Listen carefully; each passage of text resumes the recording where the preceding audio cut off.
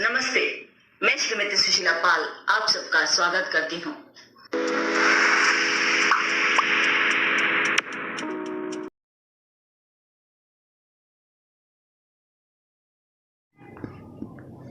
आज हमारे पत्र का विषय है कि अपने प्रिय लेखक अथवा कवि को पत्र लिखकर उनकी किसी रचना के बारे में अपना मत व्यक्त कीजिए।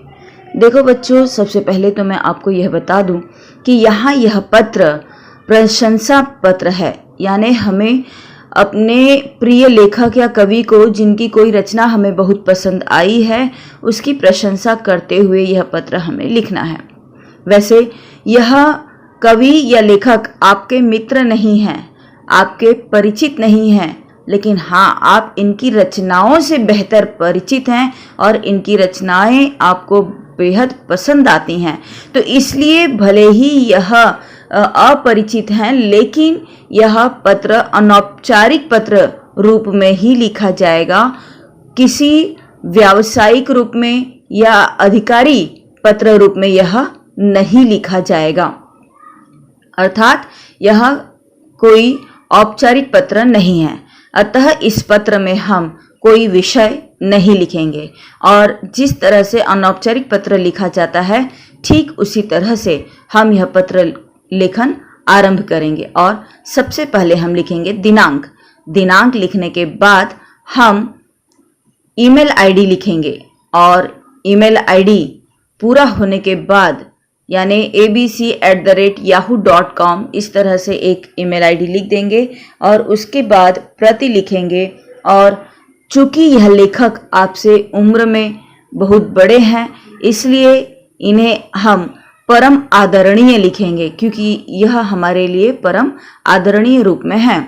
उसके बाद परम आदरणीय लिखने के बाद हम संबोधन देंगे डॉक्टर रमाकांत। देखो, जैसे अनौपचारिक पत्र में हम पूज्य पिताजी या बड़े भाई साहब या छोटे भाई या इस तरह से लिखते हैं, उसके बजाय चूंकि इनसे हमारा कोई रिश्ता नहीं है, यह हमारे मित्र भी नहीं हैं, इसलिए हम इनका नाम से ही संबोधित करेंगे। किंतु यह नाम से पूर्व हम यहाँ पर परम आदरणीय लगा रहे हैं, क्योंकि यह हमारे लिए श्रद्धेय हैं और सम्मानित व्यक्ति हैं। इसलिए सबसे पहले हम प्रति लिखेंगे, फिर परम आदरणीय लिखेंगे, उसके बाद डॉक्टर रमाकांत लिखेंगे और फिर संबोधन रूप में हम इन्हें नमस्कार कहेंगे। और नमस्कार लिखने के बाद हम लिखेंगे महोदय। और अब महोदय लिखने के बाद जो मुख्य विषय वस्तु है हमारी, वह हम लिखेंगे।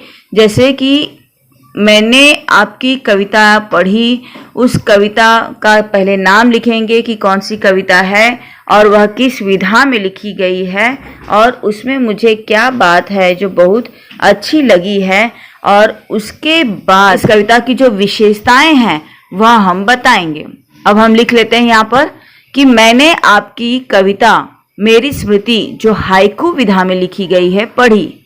कविता मुझे बहुत अच्छी लगी। इस कविता में खास बात यह है कि आपने कम से कम शब्दों में अलग अलग विषयों पर अपनी लेखनी चलाई है। इसके बाद परिच्छेद बदलते हुए हम बताएंगे कि इस रचना में उन्होंने किस किस विषय पर अपना विचार व्यक्त किया है और किस तरह से उन्होंने विविध बातों का लेखन किया है। अतः हम यहाँ उनकी जो कविता मेरी स्मृति हम लोगों ने पढ़ी है, चौथी ही कविता है, पहली इकाई की हाइकू विधा में लिखी हुई, जिसमें हमने पढ़ा है कि आम, महुआ, आकाश, तारा, पवन, मेहंदी आदि का वर्णन किया गया है। तो वह हम लिखेंगे और इसके बाद बताएंगे कि किस तरह से वर्षा ऋतु के आगमन के कारण झिंगुर, कोयल आदि की खुशियों को भी कवि ने वहाँ स्थान दिया है। तो हम लिख लेते हैं परिच्छेद बदल के कि आपने अपनी इस रचना में आम, महुआ, आकाश, तारा, पवन, मेहंदी आदि के बारे में अपनी संक्षिप्त विचार व्यक्त किए हैं। इसके अलावा आपने अपनी इस कविता में झिंगुर, कोयल आदि की खुशियों को भी स्थान दिया है। अब कविता के बारे में उसकी खासियत, उसकी विशेषताएं, कवि ने किस तरह बढ़िया लिखा है, यह सब बता देने के बाद हम फिर परिच्छेद बदलते हुए बताएंगे कि किस तरह से आप एक समर्थ रचनाकार हैं और हम विश्वास दिलाएंगे कि आप इसी तरह से कविता लिखते रहेंगे और हम उसका आस्वादन लेते रहेंगे। इस तरह हम लिख लेते हैं अपना अगला परिच्छेद कि आप एक समर्थ रचनाकार हैं। मुझे पूरा विश्वास है कि आप इसी प्रकार कविता लिखते रहेंगे और हम लोग उनका रसास्वादन करते रहेंगे। और इतना हो जाने के बाद अब हमारा पत्र अंतिम छोर पर है और इसलिए हम अंतिम परिच्छेद में लिखेंगे कि आपकी अगली कविता के प्रकाशन की प्रतीक्षा में, और फिर संबोधन देंगे आपका ही एक शुभेच्छु पाठक। और उसके बाद जो नाम दिया गया है हमें पत्र में, वह नाम पता हम लिख देंगे। जैसे यहाँ पर नाम लिखा है आशीष गुप्ता, फिर पता लिख देंगे एनसी कॉलोनी विले पार्ले पूर्व, या जो पता दिया गया है वह पता लिखेंगे, और नहीं दिया गया है तो हमारी अपनी इच्छा। तात्पर्य है कि आप जो पता चाहें वह लिख सकते हैं।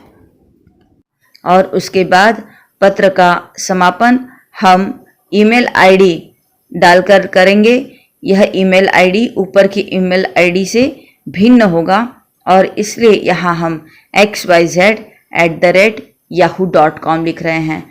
वैसे मैंने बताया है कि हमेशा 2 ईमेल आईडी ध्यान ही कर लीजिए आप लोग, एक ईमेल आईडी भेजने वाले के लिए और एक ईमेल आईडी लिखने वाले के लिए।